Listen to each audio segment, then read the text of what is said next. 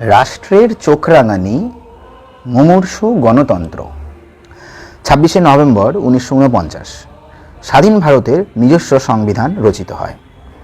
October 1951-তে অনুষ্ঠিত হয় প্রথম সাধারণ নির্বাচন, যার পূর্ণাঙ্গ ফলপ্রকাশ হতে লেগেছিল মোট 6 মাস। বিপুল জনগোষ্ঠীর এই দেশ, যার 85% মানুষ সে সময় ছিল নিরক্ষর, তাদের নিয়ে আসার চেষ্টা হয়েছিল নতুন গণতন্ত্রের আঙিনায়। উইনস্টন চার্চিলের ভবিষ্যৎবাণী মিথ্যে প্রমাণিত করে ভারতীয় গণতন্ত্র কানাডা বা অস্ট্রেলিয়ান রাষ্ট্রের অনুকরণও হয়নি। নমস্কার, সুপ্রতিম। আমার হাতে এসেছে গতকালের এক সংবাদপত্র। এই সময় গতকালের সংবাদপত্রের সম্পাদকীয় কলামে অর্ণব সাহার লেখা একটি রচনা, একটি প্রতিবেদন আমার ভালো লাগলো, আমি পড়ে শোনাতে চাই সকলকে। সমসাময়িক পরিস্থিতিতে আমাদের বর্তমান ভারতে খুবই প্রাসঙ্গিক মনে হলো, পড়া যাক। রাষ্ট্রের চোখরাঙানি, মুমূর্ষু গণতন্ত্র। আজকের ভারত পরিণত হতে চলেছে এক সাংবিধানিক কয়েদখানায়, যেখানে 5 বছর অন্তর নির্বাচন হয় ঠিকই, কিন্তু বিরুদ্ধ স্বর প্রায় রুদ্ধ। এই অন্ধকার সময়ের খতিয়ান পড়লেন অর্ণব সাহা। একটা প্রবাদ বাক্য দিয়ে লেখকদ্বয় এই বই শুরু করেছেন। প্রত্যেকটা জাতি নিজেদের জীবনে এক স্বর্ণোজ্জ্বল অতীতের কল্পনা ও অন্ধ গরিমা বাঁচিয়ে রাখে। তারা বিশ্বাস করে তাদের গোটা জাতির জীবনেই এরকম কিছু অসাধারণ মুহূর্ত এসেছিল, যা তাদের সমগ্র সত্তাকে আলোকিত করে রাখতে পারে। ভারতীয় জনতার জীবনেও এরকম এক অলৌকিক মুহূর্ত এসেছিল 1947-এর স্বাধীনতার পর। এক পরাক্রান্ত বিদেশি সাম্রাজ্যকে পরাস্ত করে দেশভাগ ও দাঙ্গার ক্ষত সারিয়ে তুলে এই জাতি এগিয়েছিল পৃথিবীর বৃহত্তম গণতান্ত্রিক রাষ্ট্র হয়ে ওঠার পথে। 14ই আগস্ট 1947-এর মধ্যরাতের বেতার বার্তায় পণ্ডিত জওহরলাল নেহরুর কণ্ঠে ভারতবাসী শুনেছিল সেই অমোঘ উদাত্ত আহ্বান, এই গম্ভীর মুহূর্তে আমরা শপথ নিচ্ছি কেবল ভারতবাসীর সেবার জন্যই নয়, একই সঙ্গে বৃহত্তর মানবতার স্বার্থেও। নতুন স্বাধীন রাষ্ট্রের সামনে সেদিন ছিল একাধিক প্রারম্ভিক সমস্যা। প্রথমত, দীর্ঘদিনের বিদেশি শাসনের শৃঙ্খল ভেঙে যে নতুন রাষ্ট্র, তাকেও পুরনো শাসকদের রাজনৈতিক আধিপত্যের অবশেষ থেকে বের করে আনা।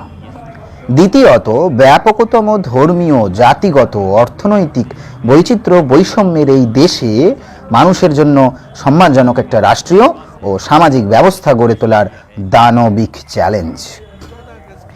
একটি পোস্ট ওয়েস্টমিনিস্টার ধাঁচের নতুন গণতন্ত্রের পথে পা ফেলা, যে রাস্তায় এই বিরাট দেশ তার আগে কখনো হাঁটেনি।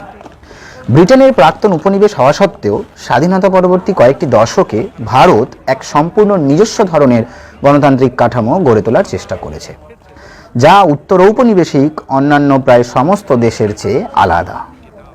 গোটা দক্ষিণ পূর্ব এশিয়ার প্রায় কোনো প্রাক্তন উপনিবেশই সামরিক শাসনের কবল থেকে মুক্তি পায়নি, ব্যতিক্রম ভারত।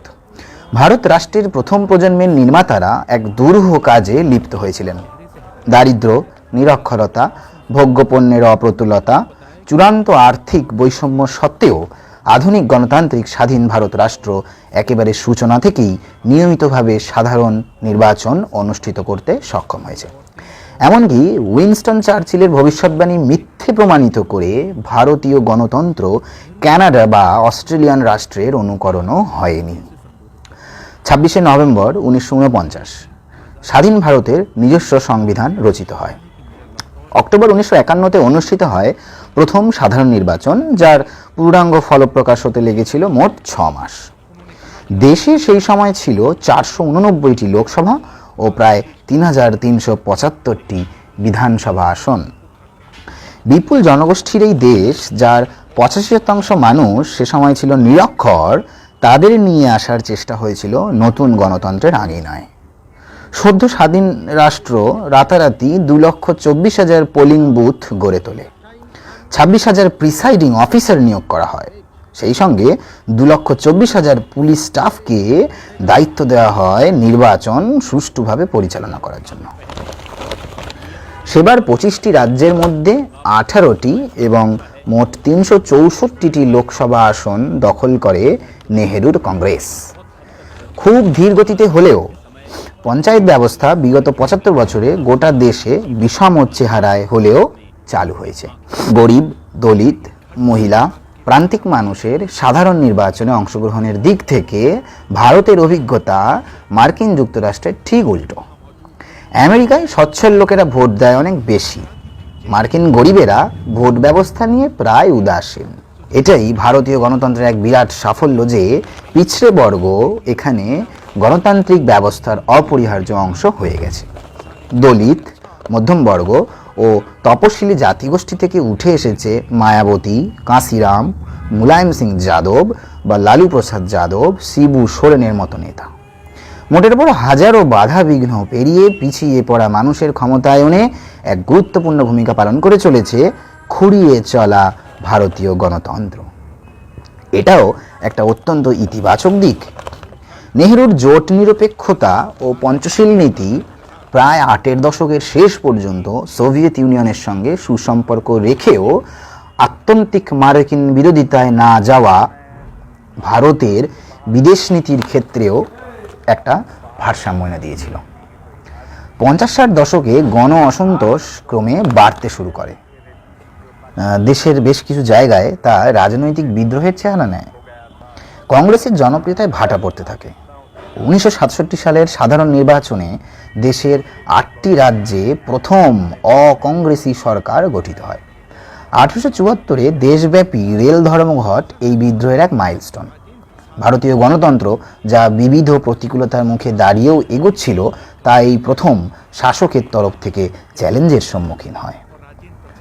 যখন 1975-এর জুন মাসে ইন্দিরা গান্ধী দেশে জরুরি অবস্থা ঘোষণা করেন, যদিও পরবর্তী 21 মাস সেনাবাহিনী রাস্তায় টহল দেয়নি, দেশের মানুষের ওপর অস্ত্র প্রয়োগ করেনি, কিন্তু নির্বিচারে বিরোধী নেতা থেকে শুরু করে বিরুদ্ধ কণ্ঠস্বরের সাংবাদিক লেখকদেরও জেলে পোরা হয়েছিল। খবরের কাগজ সেন্সার্ড হয়েছিল।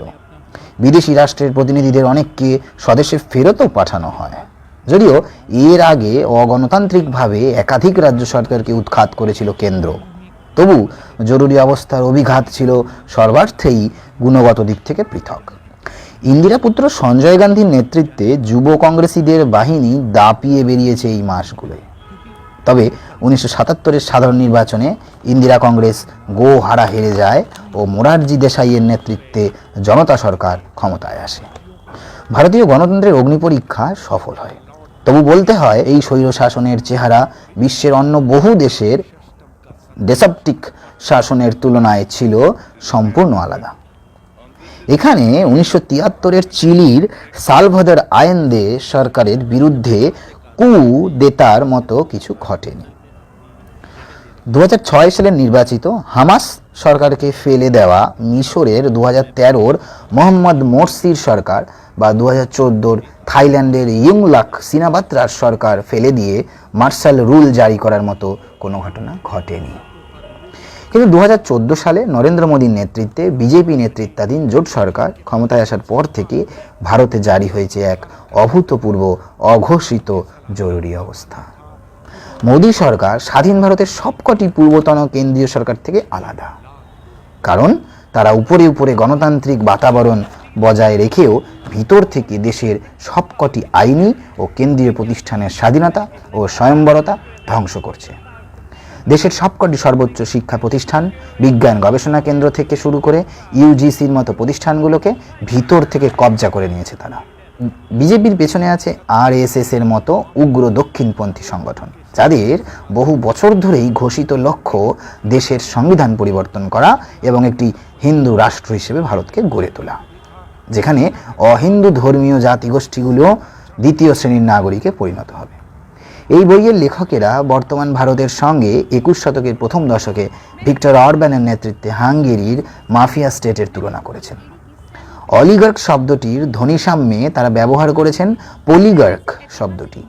এই পলিগার্ক বা রাজনৈতিক মাফিয়াদের সঙ্গে ক্রনি পুঁজির অবৈধ মিলনে আজকের ভারত পরিণত হতে চলেছে এক 56 ইঞ্চির শাসকের কাল্ট ফিগারের অধীনস্থ সাংবিধানিক কয়েদখানায়, যেখানে 5 বছর অন্তর নির্বাচন হয় ঠিকই, কিন্তু দেশের যাবতীয় গণমাধ্যম শাসকের সুরেই কথা বলে।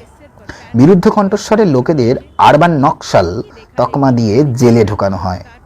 এনআরসির মতো নিষ্ঠুর প্রকল্প গড়ে তুলে আসামে 20 লক্ষ ভারতীয়কে ডিটেনশন ক্যাম্পে পাঠানোর বন্দোবস্ত পাকা করা হয়।